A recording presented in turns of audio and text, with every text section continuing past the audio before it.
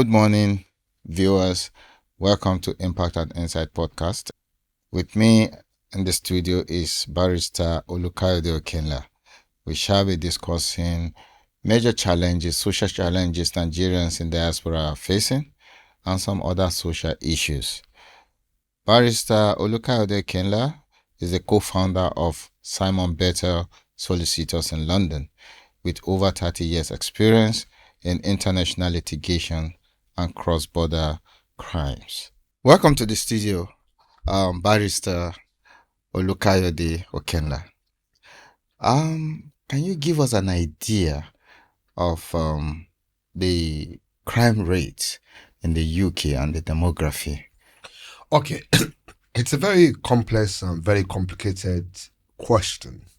I don't have the statistics, but basically, there are different grades of crime. But I think from my perspective as a criminal practicing solicitor, you find out that between the age brackets of 14 to 30, 35, it's much more pronounced in men and boys. Of course, there's also in terms of women too as well. There's a lot of crime. But again, there are also segments, whether it's a white, black, it's difficult. It's a very complicated question to answer. I don't have the statistics. I don't want to quote figures without the statistics. But okay. My recent practice in recent years, quite a lot of crime is seen in men between those ages, better than women. Ages of 13 and 30. 14 to 30. 14 to 30. Recently, I know you must have read and seen the Jackpot syndrome, and most Nigeria do come to the UK. We have a large population of Nigerians in the UK. Can you kind of explain to my viewers the major laws that Nigerians tend to violate, either intentionally, knowingly or unknowingly, as a result of ignorance and some other things? Okay, let me start. For your viewers, a lot of Nigerians have expectations. They've spent money to apply or to get visas. Some have sold their properties and everything to obtain what we refer to as COS, Certificate of Sponsorship. On getting to England or Wales or United Kingdom, they find out that the jobs are no longer there. In some cases, some of these certificates of sponsorship have been revoked. So the expectations that they have in respect of, is dampened. And that becomes a big problem. And then to have predominantly immigration problems, that's what they call the cultural shock. Okay. The environments are quite different in terms of compliance of law, in terms of so many things. So you'll find out from what I've seen. Have happened to do a few cases. Yeah, you can tell your children to stool down and all sorts of things. What you have as a bara or anything, those are things that are crime in the UK. You want to, you can tell your children to go and watch this. So there's a level of punishment. You see, there's a level of acceptable punishment. Okay. If not, you may get yourself into what they call child cruelty without knowing. Or you get yourself into common assault without knowing, and then you get into trouble over these issues. That's what they call, you can't tell a child to stool down the way we do things there. Yeah. There's a permissible, lawful, reasonable proportionality in terms of how you respond to children that are misbehaving. So if care is not taken, and I've seen that happening so many times with Nigerians, especially this Jackpot, people who are just new, in the UK. And I've done cases of common assault, child cruelty, and so many things. So in the UK, there is a level of it doesn't say you cannot discipline a child, Okay. but you cannot use belt, you cannot use sticks, you cannot use any instrument on children at all whatsoever. You cannot tell. You see, some of the things that we do here, all this, you can't do that. So there's so if care is not taken, you discover that you may be prosecuted for common assault and child cruelty, and that's a lot. So a lot of Nigerians are having that issue. In the last few months, I've done a lot of cases on child cruelty, on common assault, and so you need to understand the values, and that's why my appeal to Nigerians is that it's because you have a cultural shock, and the children, how they behave in Nigeria will be quite different than how they behave in the UK. Your reaction too, you understand. So you have to understand so many things. You have to understand the environment that you are in. And one of the things that we don't really do is to reorientate ourselves much more about the culture, the issues in the UK, and the environmental and our best adaptability. If not, you get into trouble. And one other issue I notice and observe is that you find Nigerians in the UK, they come back home to marry a Nigerian girl, take her to the UK, then suddenly you discover domestic issues, and before you know, the individual is deprived from entering his home. She has probably taken advantage of the law, and you begin to wonder that why should a Nigerian lady do that? Deprive the man and strip him of all what is he worked for. Okay, this is a very complicated situation. I would not say it happens to both gender, male and female. Domestic violence is a serious issue. Coercion, what they call coercive behavior, and so many things. The way you speak to your partner, the way you treat your spouse is a major, major issue. Of course, women are seen to be very vulnerable. And yes, quite a lot of marriages in the UK, the rate of divorces is so high on the basis that, look, the system in Nigeria, I mean, let me, for example, you have your driver, you have so many things, you have a lot of facilities, maid servant and all sorts. Mm-hmm. You have those things in Nigeria. But in the UK, everybody has gone to work, you understand, coming back. You expect to wash your own things, you expect to do a lot of things. So there's a culture, it's an issue of culture, issue of, in our own world here in Africa, we see ourselves as Lord manners, as men, you understand. But again, it's a different thing entirely, you understand, on the basis that gender equality and perception and everything. So you need to be extremely careful. You can't just shout on the spouse. You cannot just haul insult on your spouse. You cannot exploit your spouse one way or the other. Oh, go and cook for me. Go and do this. So you need to understand that culture very well. You need to. So obviously, because of these differences, the environment differences, so there tend to be what they call a fraction in the house, some sort of tension and so many things. And obviously, that affects so many things. And that's why you see that successful marriages in Nigeria, by the time to get to UK, you understand the modernity and so many things, the equal rights, so the cultural differences, the cultural environment, obviously have an impact into some of these things. And obviously the women are seen as most vulnerable. You understand? And that's why domestic violence, issue of spouse coercion, what we refer to coercive behavior, are so common. And, and it's a big issue in the UK. Wow. With regards to this Japa issue, I want to take you back to what you said earlier, and the not meeting expectation when they get there, especially with regards to jobs. What advice would you, and I know you are the president of the IJ Boys, trying to do some charity things, and you must have seen some things happening here. Considering the opportunities here and there, what advice would you like to give to the young ones? For the young ones, I believe, number one, Nigeria is great. Nigeria is a great country with a lot of potentials and resources. Of course, the environment is quite different. You pay for so many things in the UK. Things work well. I mean, um, education facilities are much more better in the UK. People work 24 hours in the UK.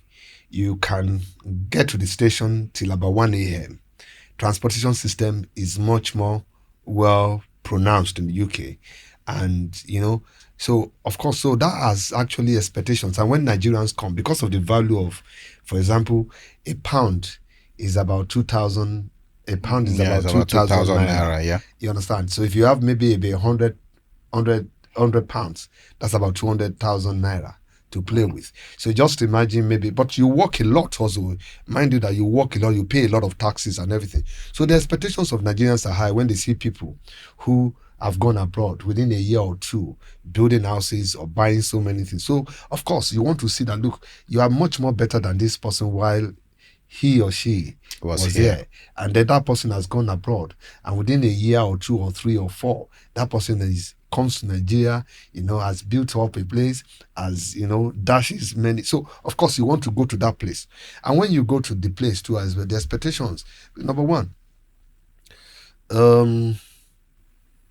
the jobs are, because you have to retrain yourself. Okay. You cannot just say because you're a doctor in Nigeria, you're a lawyer here, you're an engineer, you think it's automatic. You understand? So, and the immigration regime is so tough, and a lot of people have been disappointed. Revocation, refusal when you want to extend, and so many things. Even to file an extension. For example, if you are going with let's assume someone with 3 children. You understand? You want to renew your visas. You're talking at least about 15 to 18,000 pounds. You understand? To renew for 2.5 years. That's a lot of money to get in the UK. So the expectations, you say, so you're going to, you get to a position, if you're not careful, mental breakdown, so many things, because those funds that you are paying for, you work for it. Nobody's going to give you free money in the UK. You understand? So of course, so people are, so when they get to UK and they find that, look, it is not all paradise. So you get frustrated. You understand? And cultural shock. And it takes a while to be able to adapt, to be able to adopt, to be able to look at the environment.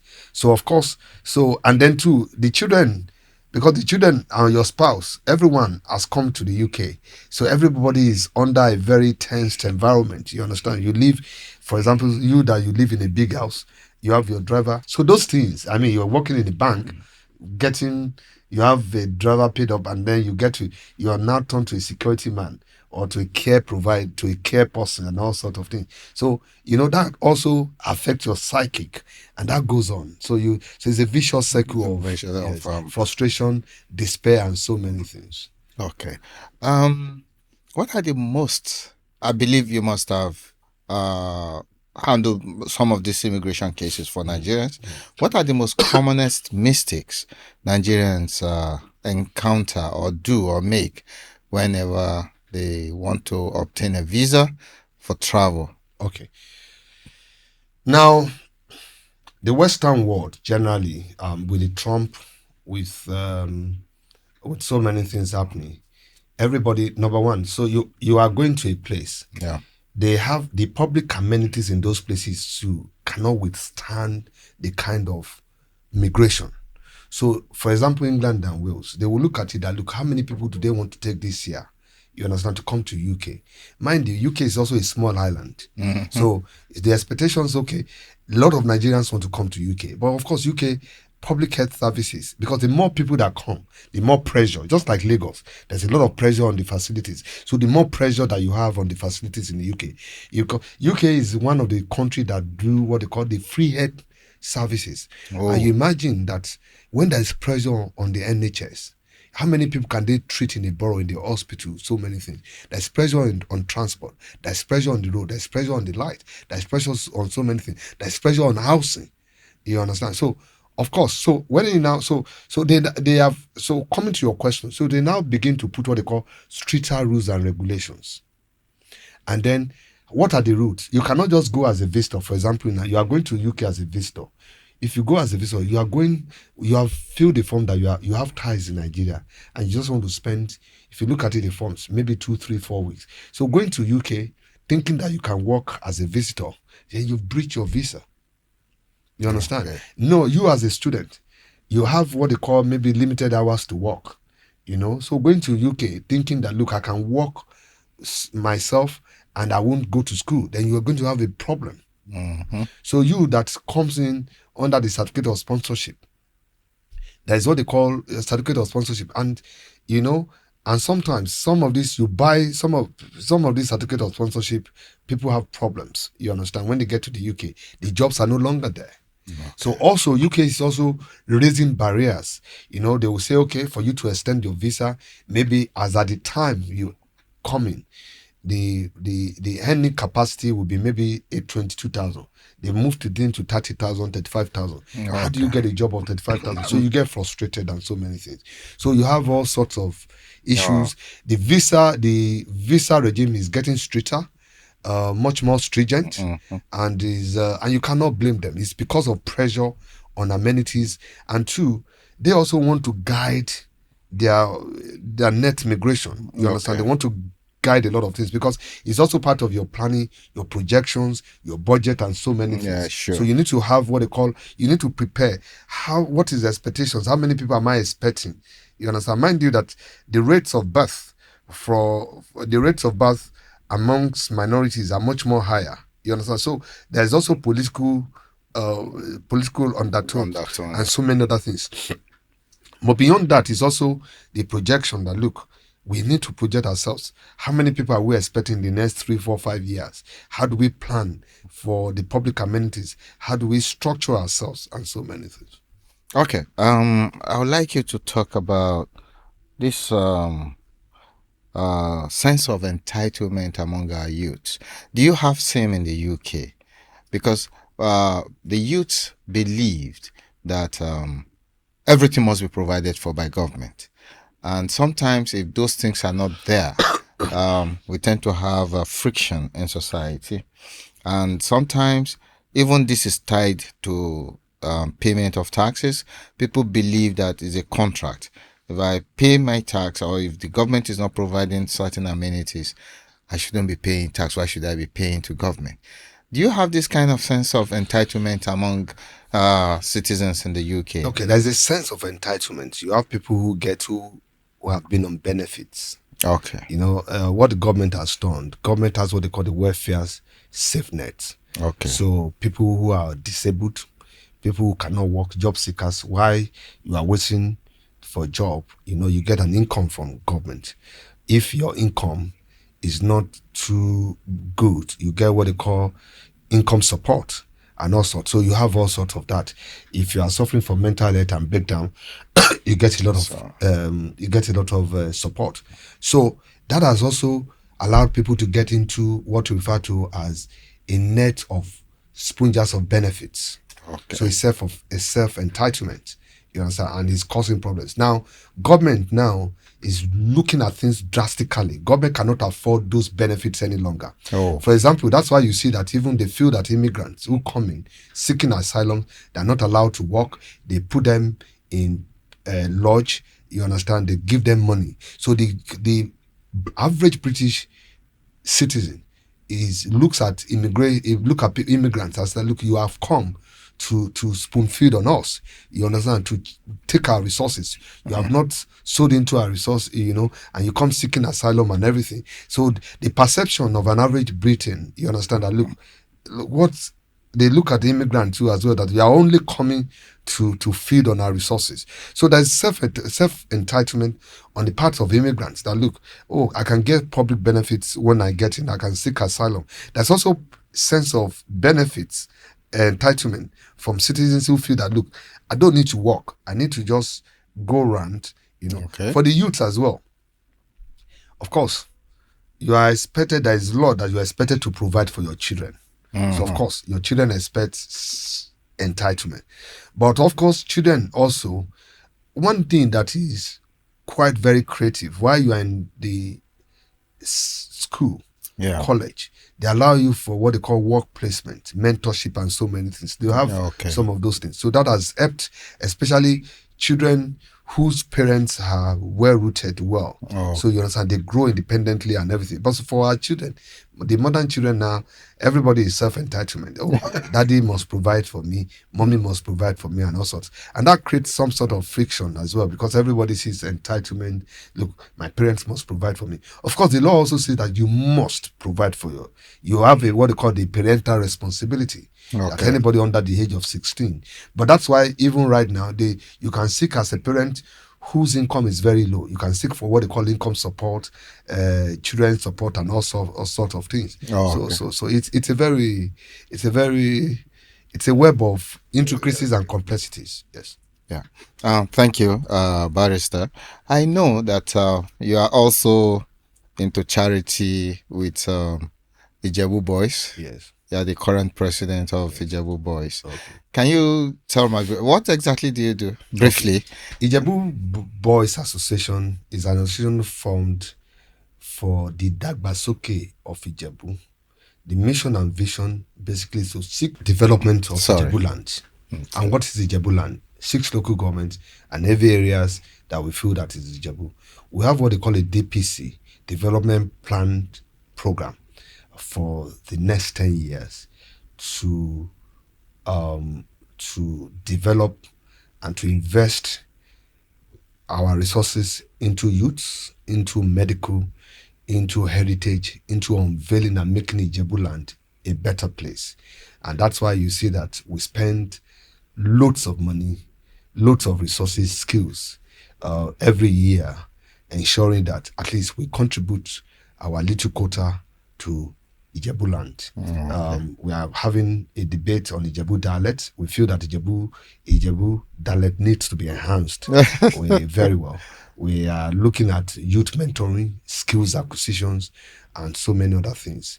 And I'm a passionate Ijebu man. And so I believe that, look, home, you need to give to the upgrade, give back to the society. That's very good. Now you must have seen the youth, the impact society or the environment is placing on them as a result of lack of jobs and some other things, pressure, left, right, and center. What advice do you give them? What opportunities do you see out there that you probably want to give advice to the youth that they can capitalize on? I think the government first and foremost must invest into education. Education is quite very, very good. I did an assessment recently on youths in Ijebu, and I see quite a lot of problems. First and foremost, government must invest resources into skills acquisition. They must invest resources into education. Parents also must be responsible, and even youth also must be responsible. What we have now have breakdown in so courtesan, prostitution, yahoo, and a lot of vices. When we're growing, we see some elders as mentors. So like right now, so you have people who lack mentorship. So I think the need for the society to understand that, look, we must invest in our youth. Our youths are the future. But I must say that I'm also impressed with the Nigerian youths, especially some Nigerian youths who are well exposed. Fintech, construction, banking, and so many things. They are ambassadors. They've done so well. And I've interacted with a few youths. I know young men, young boys, young girls who are top pinnacles, who are doing well in various sectors, and I'm impressed with them. And when you also see them abroad too as well, you are impressed with what they are doing. But having said that, there's been a breakdown in the vices are rising, youthfulness, vices are rising. We must invest in our youth, and the best way is education, moral education, academic education, technical education, and we must and even we elders, parents, must begin to look at ourselves and look, we must train our children, not spare the rod. That's the future. Now, recently in Australia, there is government intervention to stop their youth below the age of 16 from social media. I believe they've seen the damage social media is doing to this to that generation. Will you subscribe to that in Nigeria? Because if you look at the social media space, the kind of information these youths consume from social media, is it doing more damage or contributing to this damage we are seeing in society? It's a debatable issue. What I was at the time I was discussing with I was with my son, and we're arguing about whether he should subscribe to Instagram or so or thereabout. So, but his mom has been his mom uses what they call parent control, machinery to control social media. You see, it's a question basically is that too much of social media exposure, of course, will have an effect. Especially you have pedophiles and so many other vices. But again, too, restricting them too as well will have a lot, because the youth nowadays also needs to be well exposed to so many things. So you need to balance it up. So there've been debates here and there whether youth should be restricted at a certain age or should not be on. But I agree that what you have to on unrestricted access may cause a lot of problems, and that's also a debate that is going on elsewhere. Because I've seen youths being, I've done at least about 10-15 cases of what they call, what referred to as exploitation through websites, where youths are exploited sexually. Oh, You understand? So I've done so many things like that, and it's also a big problem amongst you. So the debate going on whether you should restrict or not restrict is good, and I believe that it's a continuous debate. okay. Your parting shot. Oh, my parting shot to viewers: Nigeria is a great country. Okay. Nigeria is a country that is great. The future of Nigeria is great, and I believe in one Nigeria. I must say, I believe that look, what we need is everyone of us to be Hollands, to be on deck. The only the problem that we have is lack of enforcement of our laws. Okay. You know, too many of big manism and all sorts of things, and infrastructure deficits is a big problem. Recently, when I come, what you spend on lights is huge. huge. The facilities are not there. I recently carried out an assessment as part of an assessment on local government around the Jabuland, and I discovered that there's a lot to be done. And but question is, we're on course. It's a very slow system, but I believe that a country of 200 million, a country with large resources, a country with such massive skills and resources is a great country. We're a pride of Africa. We're a pride of the world. I want to implore the leadership also that look, they should bear in mind when you get to any position in leadership is that what sort of legacy am I giving back? And for the followership too as well, they must, as much as also believe and say, look, we believe in Nigeria. Each and every one of us have a role to play in moral, in the ethical, in moving Nigeria forward. So Hollands must be on deck. But I can say Nigeria is a great country. It's a wonderful country. It's a country with massive resources, massive skills, and great people. Thank you, my host. Thank you, Barrister Olukayode Okenla, for sharing your thought with us this morning. That's a wonderful piece of learning for my viewers, and I believe my viewers have learned something from you. We look forward to inviting you next time to share more of your thoughts on different specific issues now that relates to some other concerning issues within our society. It's a wonderful having you on set today, Barrister. I know you are a passionate Ijebu man What do you have to say about the Awojales too issue before for closing? Okay. Hmm. Everywhere I go, people ask me that I'm a prince of the Fisherbu ruling house. Wow. I have a stake in And what is going whoever on? becomes Awujale of Jabuland. I have many people who are vying for the position of Awujale. My prayer is that God should give us a great king. I mean, Ijebu needs growth. Ijebu needs leadership. Ijebu needs progress.